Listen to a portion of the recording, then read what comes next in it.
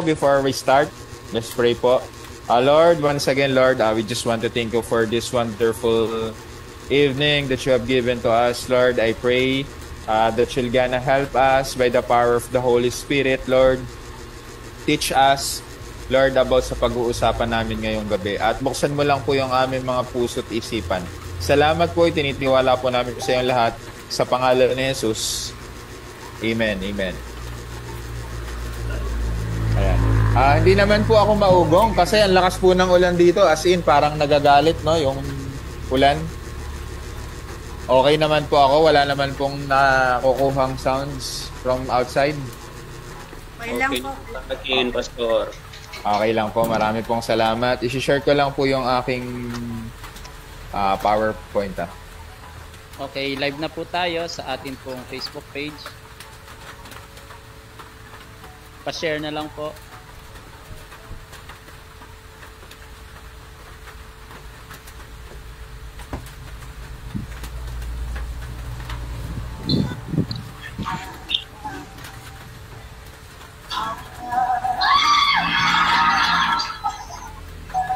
Ayan, sige po, makikimute lang po nung iba po. Marami pong salamat.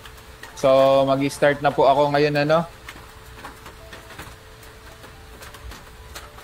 So, may mga bago po ba ngayong gabing ito na hindi natin nakasama nung nakaraang linggo? Siguro naman po ay meron po siguro ano. Pero okay lang naman po ano. Welcome po kayo sa klaseng ito kung may bago po. At yung mga papasok pa, pwede naman pong humabol kasi alam ko naman na alam nyo na din naman ito for a refresh lang sa atin lahat. Ano? So once again po, para po sa mga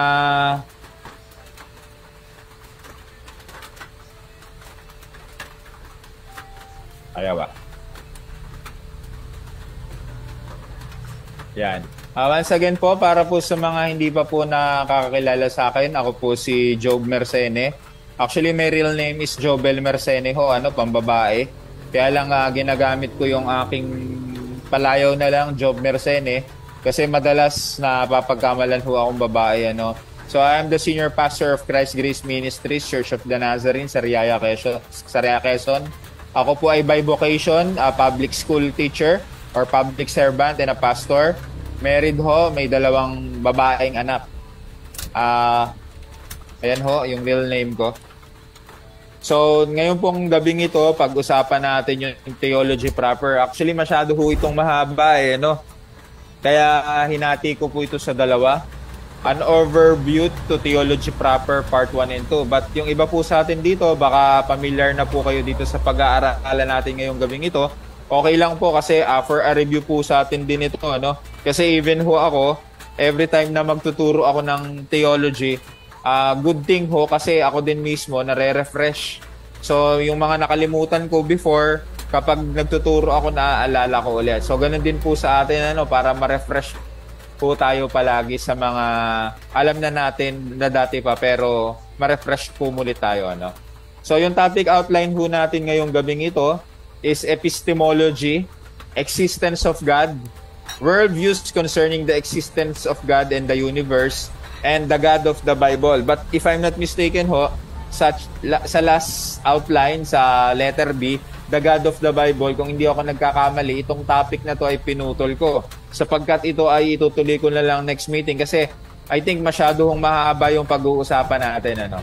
So if ever ho na may message kayo sa akin, hindi ko po masyado makikita ngayon, you can bat in naman po. Baka kasi hindi ko ma-receive yung mga messages nyo, hindi ko rin makita. So, pwede ho kayong mag-bat in sa akin pag may gusto ko kayong sabihin. Kasi baka mamaya, hindi nyo na pala marinig ho yung sinasabi ko. Okay po, our introduction ho. Theology proper, nasa theology proper po tayo, is the branch of systematic theology that focuses on the existence, nature, character, or attributes and works of God.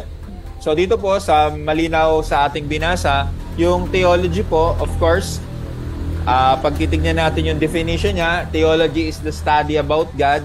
However, ang theology, it is a branch of systematic theology. Ang focus po nito ay dun sa existence, sa kalikasan, sa character, at saka sa attributes ng Diyos as well as yung kanyang mga ginagawa.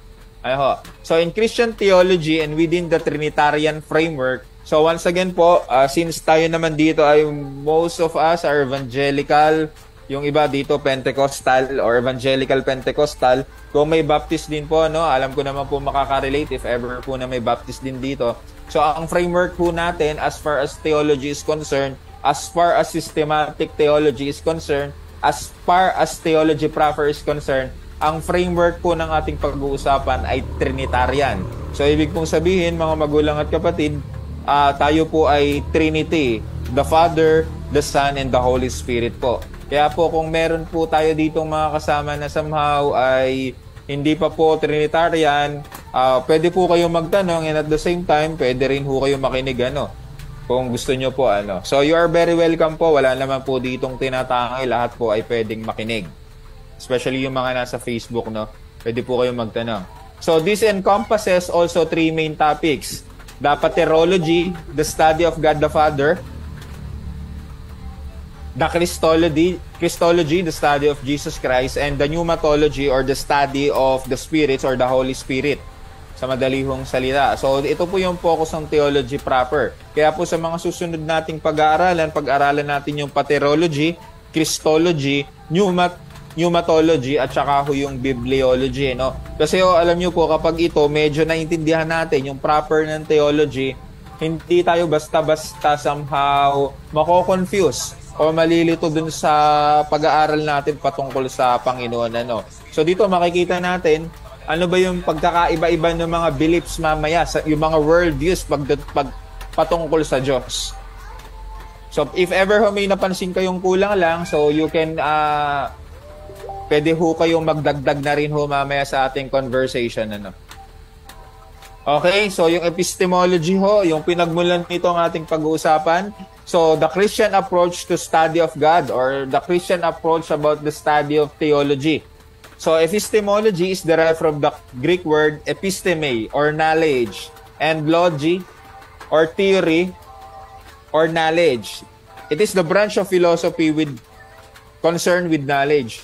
So, ibig kong sabihin, ito pong pag-uusapan natin ngayong gabi, epistemology, concern ho dito yung ating kaalaman and at the same time yung pag-iisip ho natin, kailangan ho natin dito mag-isip. Sapagkat ito po ay somehow philosophical view. Katulad nga nung pinag-uusapan natin ng mga nakaraang linggo, sa pag-aaral ho kasi ng theology, hindi ho lang ito puro spiritual. May kinakailangan ho din tayo dito na somehow practical knowledge and mga basic principles pag-aaral sa languages or sa mga salita, sabihin na natin. Kaya po, sa approach natin dito about the study of God, di epistemology po tayo, or pinagmulan somehow ng ating kaalaman. So, epistemology, the study of the possibility and nature of knowledge. So, dito, pag-aralan natin, ano ba yung kalikasan or paano natin masasabi na yung alam natin ay yun yung tama? O kaya paano naman natin nalaman na yung alam natin, paano natin nalaman? So, ulitin ko po, paano natin nalaman na yung alam natin, ayun na yung alam talaga natin? So medyo philosophical po ito, makikimute lang po dun sa mga sa mga naka-open po. Makikimute lang po. Salamat po. Ayan po. So, justification of belief. So, dito mapapag-aralan natin paano natin i-justify or paano natin lang po may naririnig po kasi akong may hindi po tayo nakamute kay Pastor Derek po. Si Cindy nakamute, pasensya. Dali, tawagan ko siya. I-mute ka na, Pas. May control naman ako. Okay. Na-mute ka na, Pas. Hindi, sabi niya naman, pwede naman yun namin Tignan namin. Ay, taga lang po. Ayan, na-mute ka na. Okay po. Okay lang, Pas. Oo, Boots. Pauwi na rin ako. Hi, Kat. Ay, wala. Ayan, hinahid ko po yung mga controls para po hindi dyan sa atin, nakaharang. So, dito ho sa try na pag-aaralan lang. natin, Try paano na lang natin namin ma-justify yung ating belief o yung ating paniniwala. So palengke daw, pauwi na. Naabutan ng ulan sa bayan. So, may dalawang hong uri ng epistemology, ano? Number one is the secular epistemology.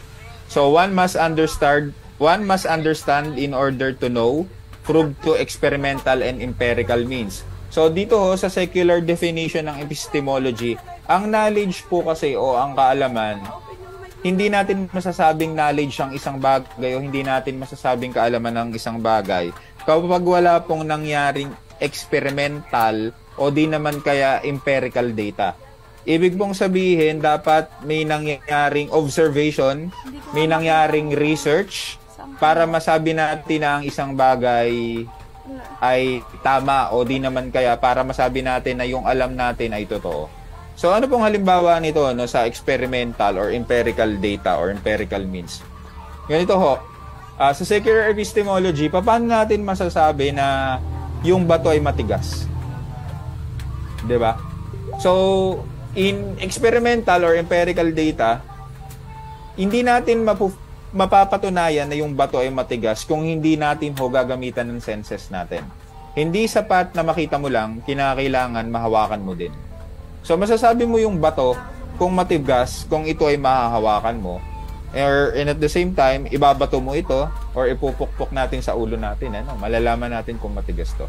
It's the same way din ho sa apoy. Hindi natin pwedeng masabing mainit yung apoy kung hindi natin naranasan o hindi natin naramdaman.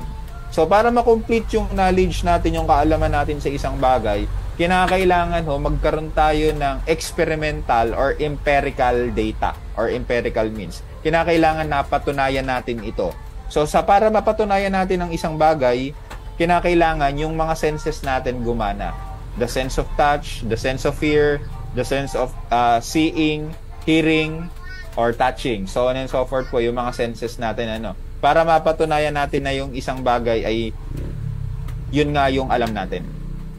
So ang tawag ho dito ay secular epistemology. Sa secular epistemology, kinakailangan dito complete experimental and empirical data. Kasi po magkaiba po yung knowledge talaga tsaka yung opinion. So pag opinion ho, it's based on the emotions, based on what your mind perceived. But it doesn't mean na kapag sinabi mo yung opinion mo o na-perceive ng utak mo, ay yun na yung knowledge o yun na yung alam talaga natin na tama, ano. So kinakailangan ho ng experimental and empirical means. Ikalawa naman ho, yung Christian epistemology. So ito pong dalawang ito, itong secular epistemology at saka Christian epistemology, may magkaiba sila, no? However ho, sa Christian epistemology, may dalawa ho itong paths o may dalawa itong tinutukoy o pinupuntahan o daan para sa kaalaman. Una, may tinatawag ho tayong empirical knowledge through experimentation. Kaya lang bakit sinabi nila dito yung virgin birth of Christ ay experimentation? So, example ho dito, no, the virgin birth of Christ. We know this fact because it was happened, revealed. So, alam naman natin ito na si Mary, si Jesus Christ, pinanganak siya of the Virgin Mary. So, this is a fact. Ibig ho sabihin, ito ay isang patunay o ito ay isang information na si Mary, nung pinanganak niya si Jesus Christ, siya ay virgin. Why? Kasi alam naman natin to, wala naman nangyari sa kanila ni Joseph. Kasi during that time, if I'm not mistaken, kapag halimbawa ang isang babae, nagkaroon sila ng sexual intercourse ng isang lalaki na hindi naman niya asawa, ito po ay may mabigat na kaparusahan, ano. At sa part ho ng lalaki naman, kapag yung kanyang fiancé ay nabuntis na wala sa kanila nangyari, ito po ay malaking kahihiyan sa kanya. If I'm not mistaken ho, ano. So dito ho sa senaryong ito, this is empirical. Bakit ho? Kasi alam naman natin na si Joseph, fiancé pa lang niya nun si Mary, wala na nangyari sa kanilang intercourse, pero nag-conceive si Mary ng isang bata ho. At alam na din naman natin na gusto nga itong hiwalayan ni Joseph ni Jose. Kasi bakit nabuntis ito? So, kung ako nga yung nakakakita nung panahon na yon, baka mag-isip din ako ng masama patungkol kay Mary. So, bakit ka nabuntis nang wala pa lang sa inyong nangyayari ni Joseph na hindi pa pala kayo kasal, no? So, ano pa kaya si Joseph? So, this is a fact. Alam naman natin na ito na ganito yung nangyari sa kanila. And Jesus was conceived by the power of the Holy Spirit na ginamit ay si Mary sa sinapupunan ni Mariano. So, empirical, this is a fact. Next is the revelation or the supernatural. So, scriptures presuppose certain things as facts. Truths revealed and accepted by faith with no visible or written proof. Ngayon po, dito sa supernatural path ng Christian epistemology, hindi po natin somehow minsan dito pwedeng i-apply yung empirical at saka yung experimental. Bakit ho? Kasi since ang concern ho dito is faith, ay minsan ho hindi talaga natin kinakailangan patunayan eh. Kasi faith, ang ibig sabihin ng faith, hindi mo nakikita. Yes, somehow, minsan nararamdaman mo, pero most of the time, hindi mo talaga to nakikita. And that is the real definition of faith. Ho, kapag sinabing faith, faith is, we cannot explain. That is faith. Kasi kapag na-explain mo yung faith, it's not faith. Kasi faith, kasi hindi natin nakikita. That's all. So dito ho, sa pag-aaral natin, yung tinatawag na bawa po ito pagsasamahan ho natin ito ng pagpalagay na eksperimento, pagpalagay na empirical, or somehow through survey, somehow parang ganun ho.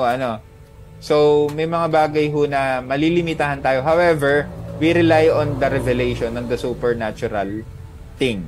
So, mababasa po natin ito is sa Hebrews chapter 11, verse 1 and 6. Kaya sabi dito, revealed, truths revealed and accepted by faith, with no visible or written proof. Pero gayon pa man ho, to make it balance, the Bible is complete. Complete na po ito ng revelation. Complete na po ito ng gabay po sa atin. So, faith precedes knowledge. So, according to Augustine, the idea of the ordo scientia or scientia, the order of knowledge, in which he postulated that belief precedes reason, grace reestablishes nature and faith, renews philosophy. Hence, we do not reason clearly in order to arrive at faith. If we do not believe, we will not succeed in reasoning correctly. So, ano pong ibig sabihin ng faith precedes knowledge? Alam nyo po, ito yung katotohanan, mahirap po natin maintindihan ng pananampalataya, mahirap natin maintindihan ng faith kung hindi ho muna tayo nagkaroon ng kaalaman o ng knowledge. Kaya nga, faith precedes knowledge ho, But, it is congruent to the biblical principle that faith comes from hearing and hearing the Word of God. So, ibig pong sabihin, mga kasama, nagkaroon tayo ng kaalaman kasi narinig ho natin. Nagkaroon ho tayo ng pananampalataya ng faith kasi narinig natin. Kaya nga sabi doon, faith precedes knowledge. So, dito ho, sa knowledge natin, according to Augustine, may order po ang ating kaalaman. At according sa kanya, belief precedes reason. So, talaga naman po, di ba, may reason, may argumentation, or may dahilan. Next is grace reestablishes nature and faith renews philosophy. Hence, we do not reason clearly in order to arrive at faith. If we do not believe, we will not succeed in reasoning correctly. So, ibig pong sabihin, bagamat faith precedes knowledge, may mga bagay ho kasi na if in order for us to reason our belief system clearly, we need to believe first. Kuha nyo po ba yung ibig kong sabihin? Kasi kapag hindi natin panininiwalaan yung gusto nating sabihin o hindi natin mismo tayo sa sarili natin, hindi natin gina-justify yung sariling belief natin, mahihirapan po tayo mag-reason out ng tama o mahihirapan tayong magkaroon ng reasoning ng tama. Kaya nga sabi dyan, if we do not reason clearly in order to arrive at faith, if we do not believe, we will not succeed in reasoning correctly. So the first thing we should do is to believe. After knowledge, believe.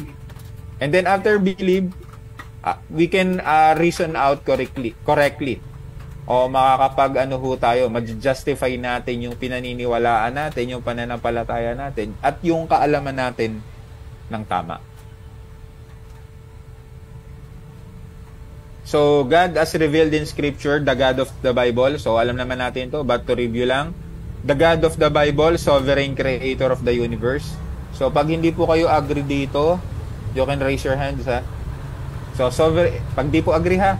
Sovereign creator of the universe. So, alam naman natin na God of the Bible is the sovereign creator of the universe, the infinite God, personal and moral God, God who is transcendent and immanent, God of revelation.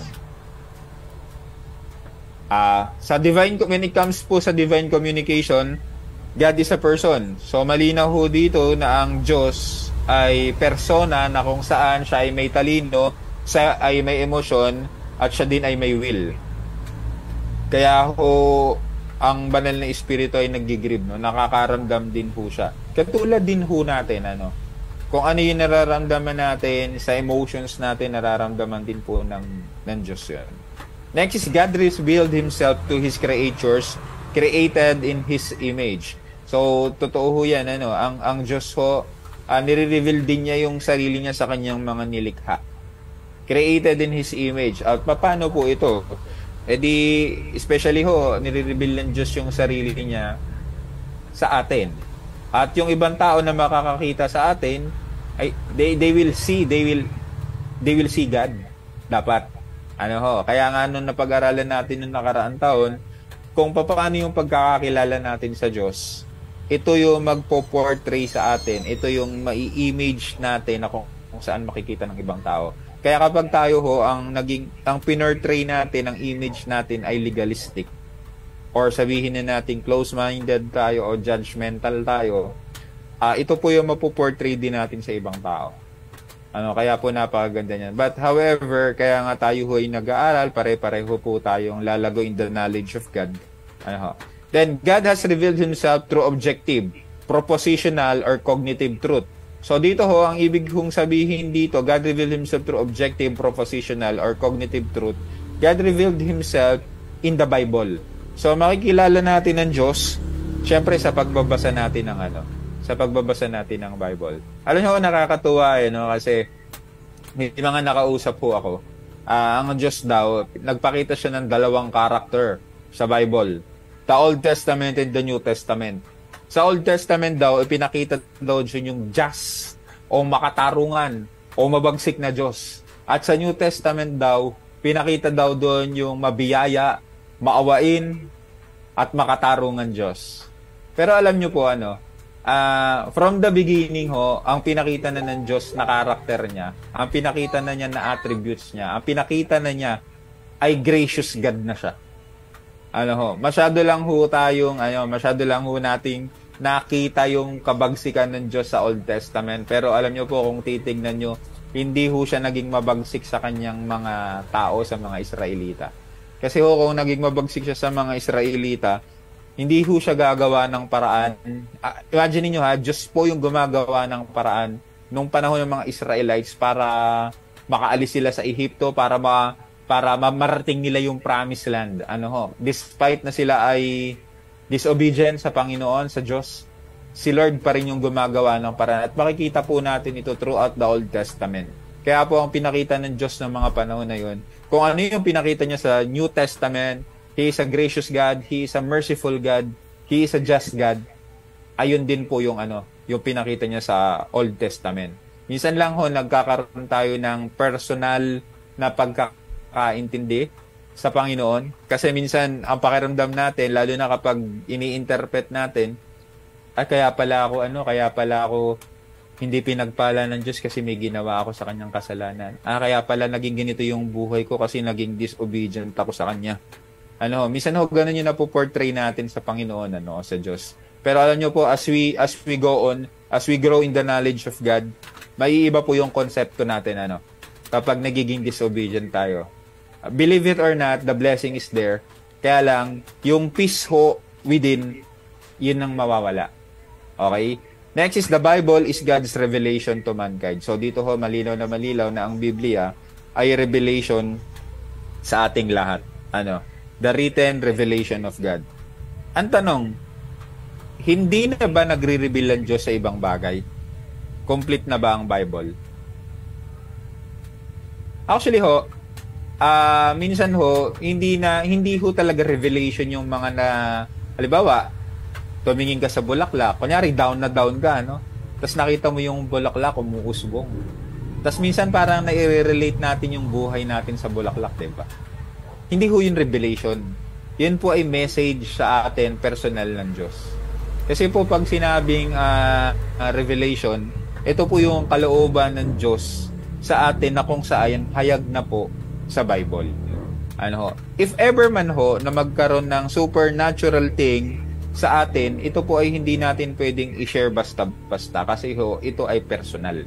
Kapag yung personal na karanasan natin sa Panginoon, lalo na pag mga supernatural na bagay, inulit ko po to make it balance, sa mga supernatural na bagay, pag ito po ay shinare natin sa ibang tao, nagkakaroon po sila ng ibang interpretation at dito po nagsisimula yung cultic belief.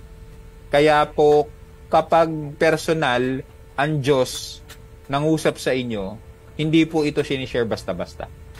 Ito po ay sinasarili lang. Why? Kasi ho, yung message ho ng Panginoon ng Diyos sa atin is personal. Kasi God is a personal God. Nakuha po yung ibig kong sabihin.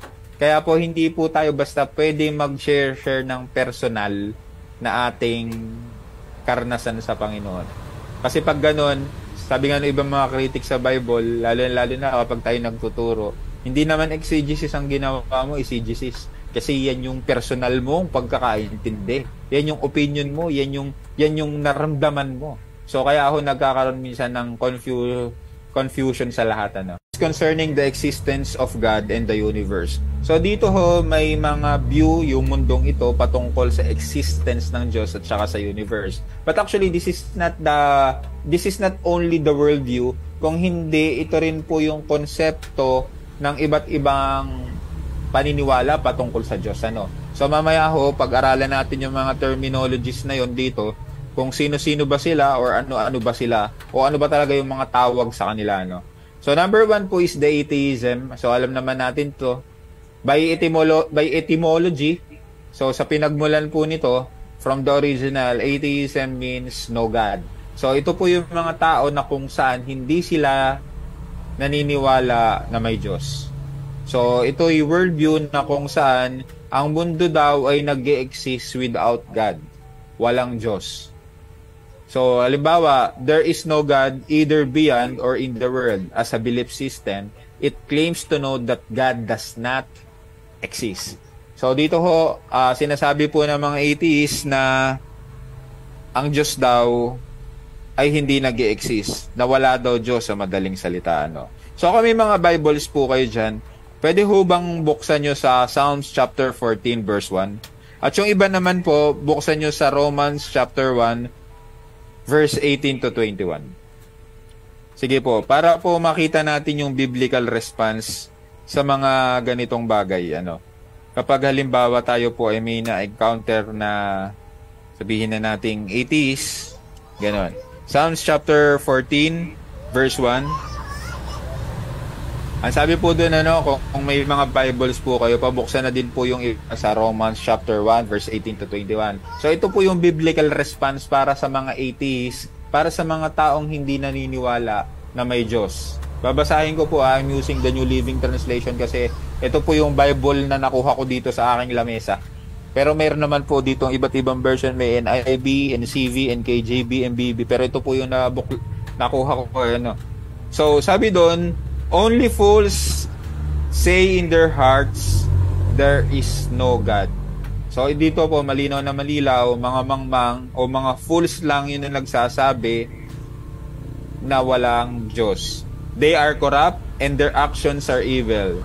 None or not one of them does good. So sabi po ito ng Psalm chapter 14 verse 1. Kaya po para po sa ating mga counter belief, yung biblical response natin sa ganitong paniniwala, atheism, they are fools according to the Bible. At yet, dapat pa rin naman nilang malaman yung magandang balita o mabuting balita ng kaligtasan, no? Love pa rin sila ng Diyos despite na they don't believe. Di kaya lang sa atin na lang yun. Kapag may nakausap tayong ganito, ay, ito palang taong kay Mang fool pala ito. No? Pero syempre, hindi naman natin gagawin yun to judge them. But ano lang natin, for our security reasons, alam natin na, kumbaga, hindi natin level para patulan talaga sila. So, ang trabaho natin is para sharean sila ng gospel. Ano? So, kung may mga Bibles po kayo dyan, Romans chapter 1, verse 18 to 21, you can look at it also. Then, the agnostics.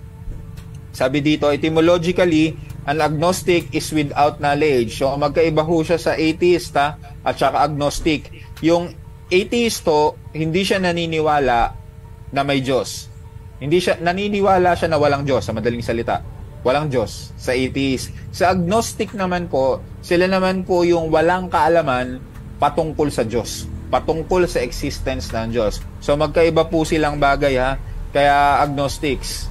So dito, thus practical agnosticism is the belief that one does not know if God exists, and philosophical agnosticism is the belief that one cannot know if God exists. So ano po yung biblical response natin dito sa mga agnostics? Kung kanina po sa atheist, ang biblical response natin is Psalm chapter 14 verse 1. Dito naman sa agnostic, Psalm chapter 8 verse 19. Anong sabi ho doon? Psalm chapter 8, sorry. And Psalm chapter 19 verse 1.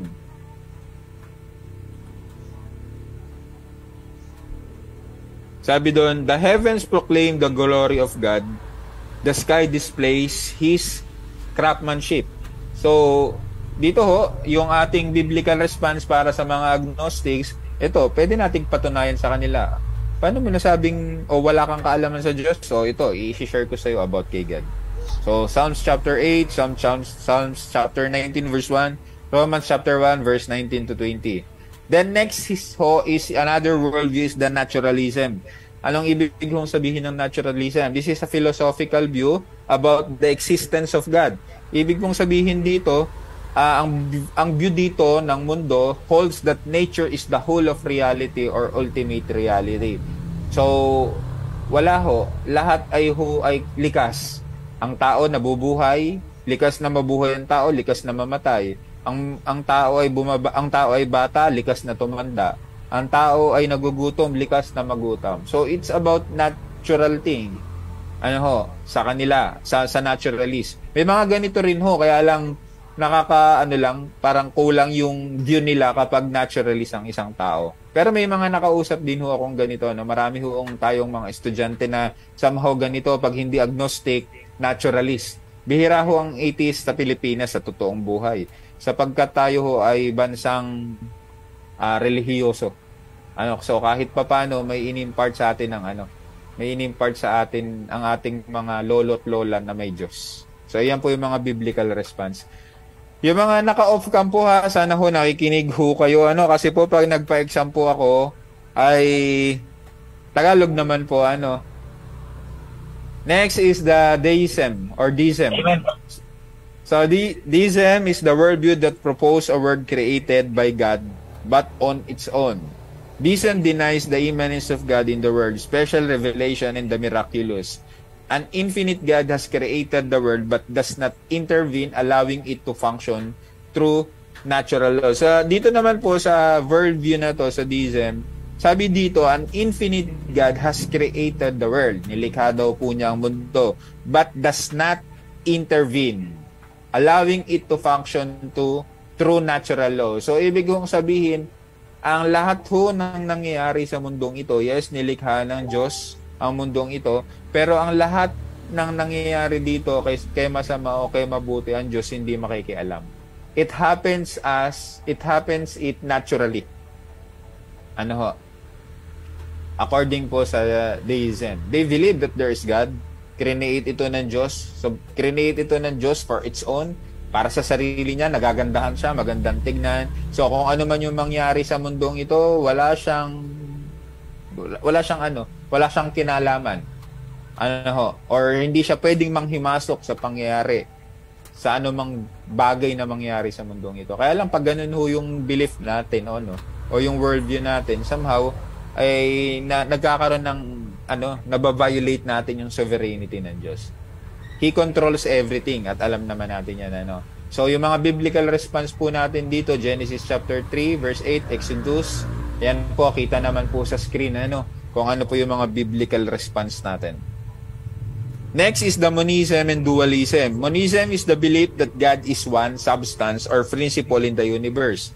Pantheistic monism sees God as everything and everything as God. So dito naman ho sa monism, ang lahat ng bagay ay maaaring maging Diyos at ang lahat na nakikita natin God is everywhere or God is everything. So ibig mong sabihin, maaaring yung kahoy ay maging Diyos at yung bato ay maging Diyos. So everything as God, God is everything.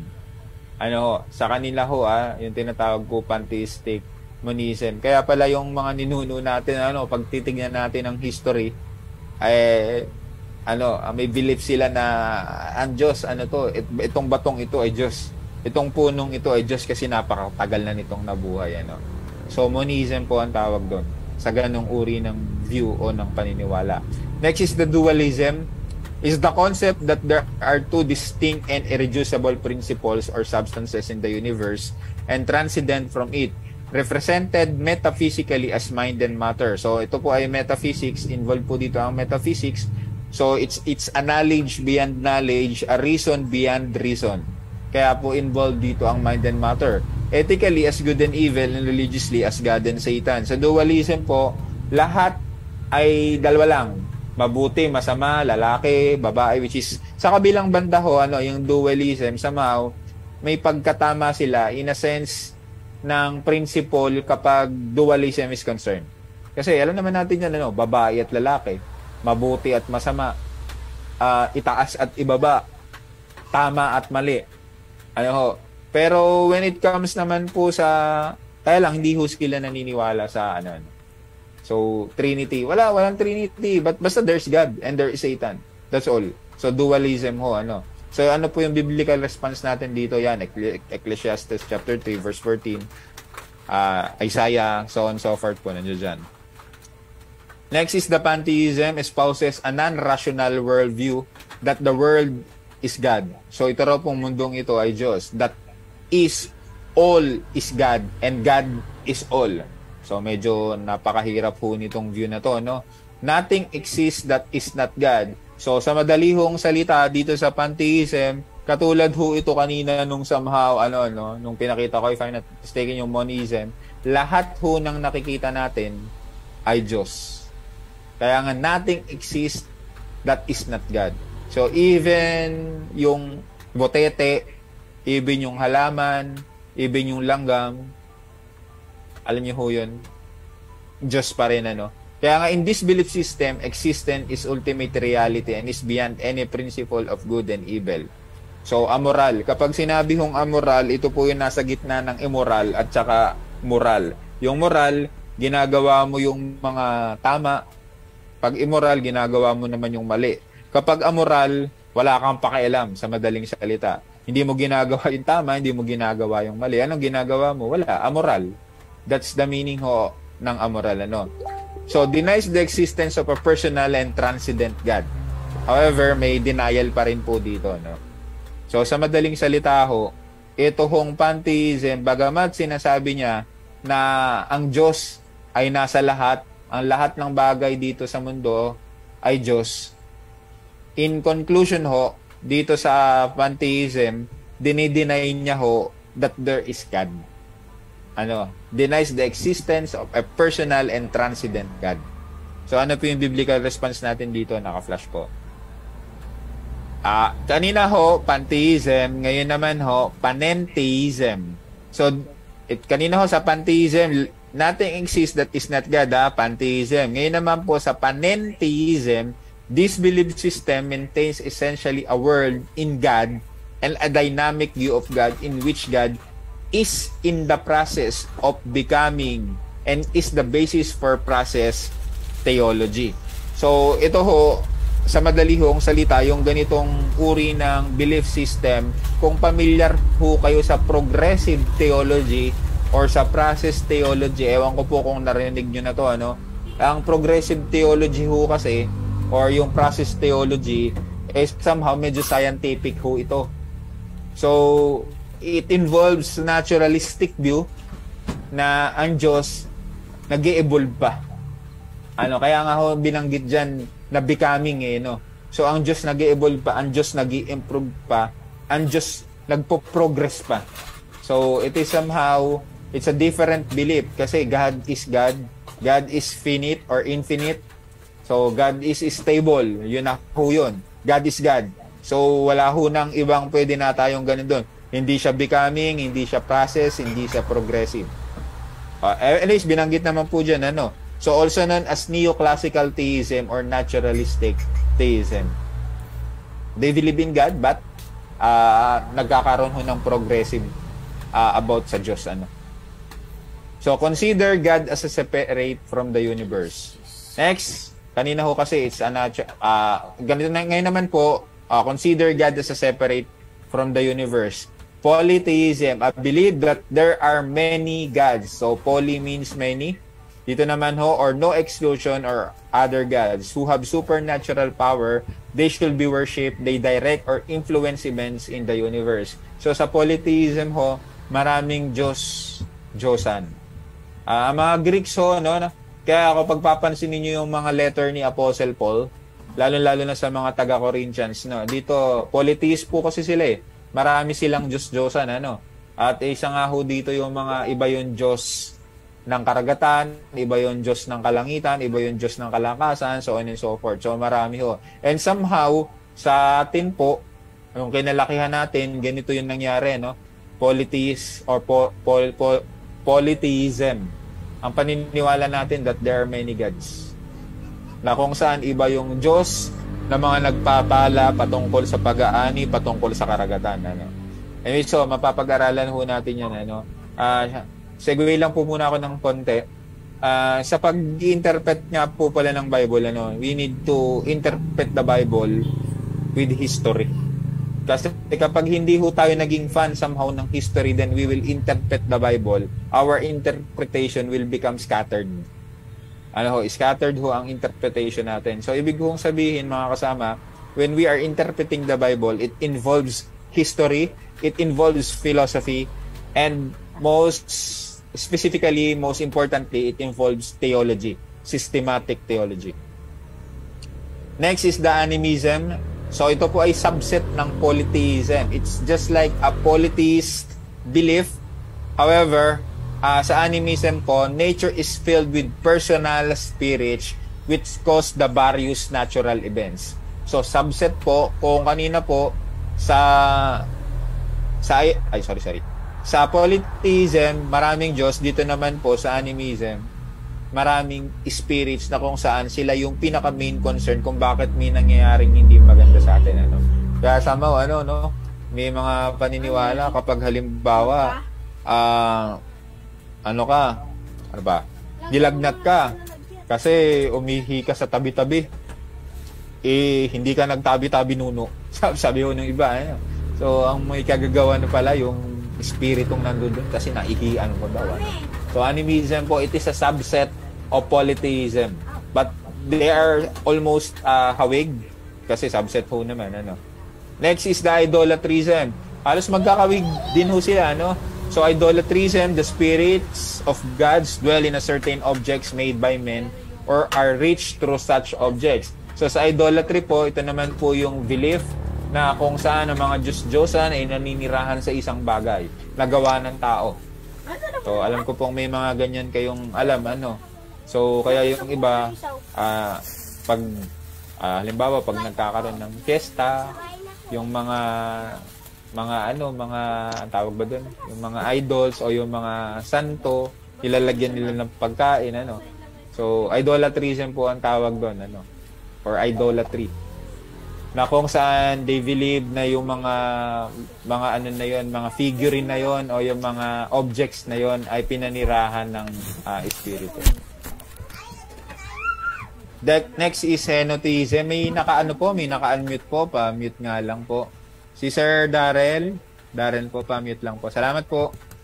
Next is the henotheism. While there are many gods, the worshipper selects one of them for worship, holding that this God is a superior to others. So sa henotheism naman po, since madami yung Diyos-Diyosan, mamimili ka lang ho ng isa. So pag namili ka ng isa, siya yung worship mo, siya yung sasambahin mo. Kaya lang yung pipiliin mong Diyos, siguraduhin mo na ito ay may benepisyo sa'yo or nakakatulong sa'yo. Kasi kapag hindi siya nakakatulong sa'yo, magpalit ka na lang ulit ng Diyos. So mas magpiliin mo, siya yung worship mo. Sa equitism naman po, lahat makapangyarihan. Lahat ng Diyos, pare-pareho ang lakas, pare-pareho ng kapangyarihan. Nabanggit ko po kanina yung monism, no? The philosophical idea that all of existence is unified in a type of oneness. Deism, there is only one God. This God has set the creation of the universe in motion and has then allowed it to continue without interference. Sabi ka na din yung kanina. The limited theism, there is one God who is active in the universe. While He is supernatural, He is not infinite. There are limits to His power or time. So sa limited theism po, ang Diyos, hindi siya sovereign, hindi siya omnipotent, hindi siya all-powerful. Limited lang siya. Next po is the modalism or the oneness. But alam nyo po, yung oneness kasi, as far as technicalities is concerned, oneness, there is one God. The oneness of God. Kasi hindi naman ho talaga pwedeng magkaroon ng tatlong Diyos. So, technically speaking, oneness ang Diyos. As far as God is concerned, there is one God. Oneness. Kaya lang po, yung mga tinatawag nating oneness, hindi ho sila oneness. Ang tawag ho sa kanila ay modal o yung modalism. Ano hong ibig sabihin ng modalism? Ang modalism ho, ito po yung paniniwala o yung belief na ang Diyos Ama, minsan siya si Jesus Christ. Minsan siya ang banal na Espiritu. Minsan yung banal na Espiritu nagiging Diyos Ama at yung Diyos Ama minsan nagiging si Jesus Christ. Modal ho ang tawag doon, modalism. Kaya lang minsan nakasanayan na natin na kapag hindi Trinity yung pinaniniwalaan nung kakilala natin, ang tawag natin sa kanila ay oneness. But actually po, as far as technicalities is concerned, we are also oneness in a sense that there is one God. But three person. Isang Diyos na may tatlong persona. So sa dito also sometimes referred to as Sabellianism. So yung mga modalist po, o yung alam natin na tinatawag natin ng mga oneness, ang tawag din sa kanila is Sabellianism. After its founder Sabellius in the 3rd century. This is a belief that God is only one person, well in as the Father, Son, and Holy Spirit at the same time. So dito ho kasi sa modalism po, kumbaga particular time lang. Nung Old Testament, God the Father lang ang bida doon. Wala dong God the Son, wala dong God the Holy Spirit. So in the New Testament or sa panahon ni Jesus Christ, wala dong God the Father. Ang present lang doon si Jesus Christ. Sa panahon natin ngayon, wala si Jesus Christ. Walang God the Father, Holy Spirit lang. So ganyan, Jesus Christ, you will be saved. Pag na-born again ka, you will be saved. Mamaya ho, siguro pag-usapan natin yan about Sabellianism. Kasi ho, mas maganda mapag-usapan natin to kasi marami tayong nagganito na i-encounter. And I think, ang dami ho nila kaysa sa mga somehow Trinitarian. Kasi sa group natin as Evangelical Trinitarian, bukod po sa atin, ang nag-Trinity pa is the Roman Catholic. Pero as Evangelical, hindi po tayo madami. Maniwala po kayo. Mas marami po itong mga modal at saka Sabellian. Kasi ang galing ng execution nila, ang galing ng paliwanag nila, So rather, He is one person and has merely manifested Himself in these three modes. Kaya po modal, at various times. So modalism thus denies the basic distinctiveness and coexistence of the three persons of the Trinity. So therefore, modalism, Sabellianism, or very known as oneness, they deny the Trinity. They deny the coexistence of tatlong persona, of the three persons of God.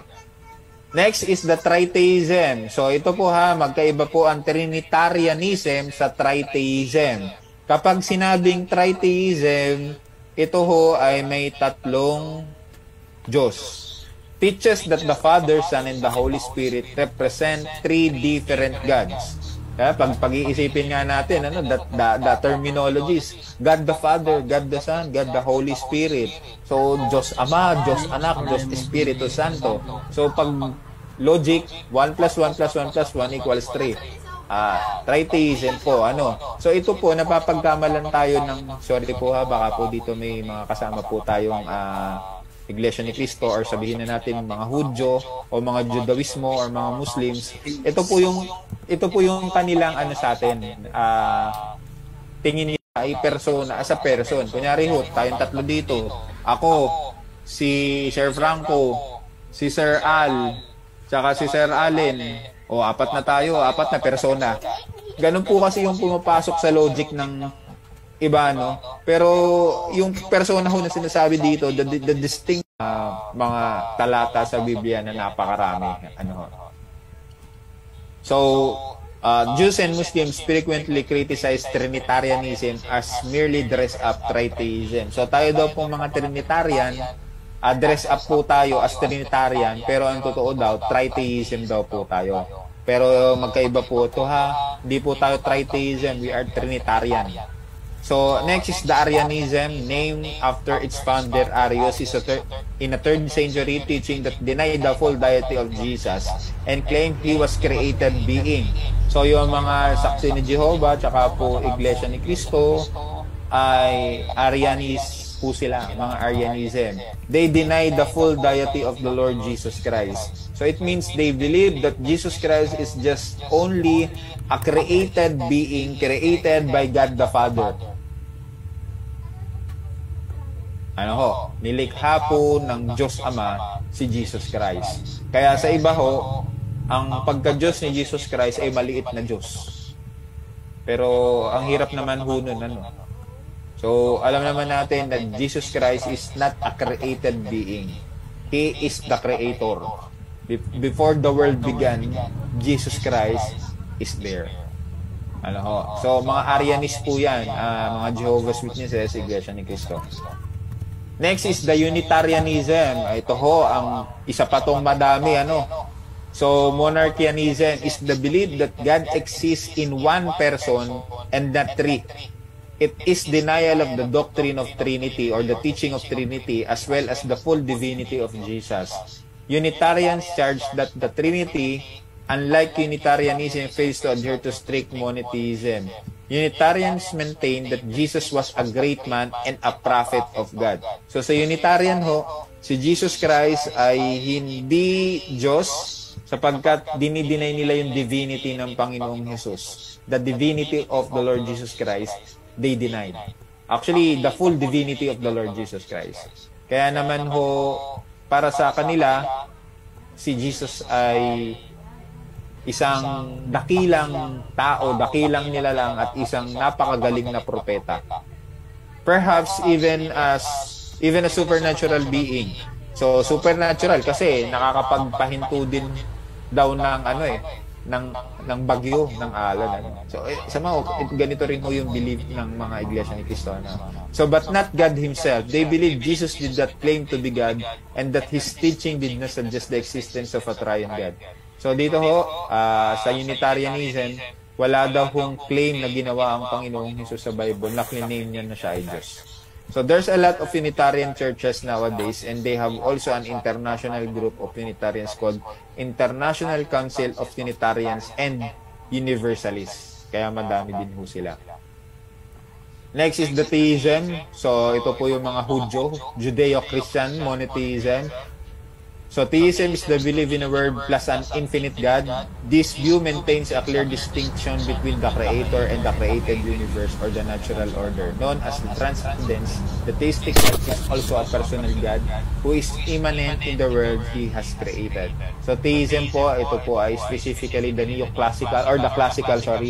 classical Judeo-Christians. They believe in the Lord Jesus Christ.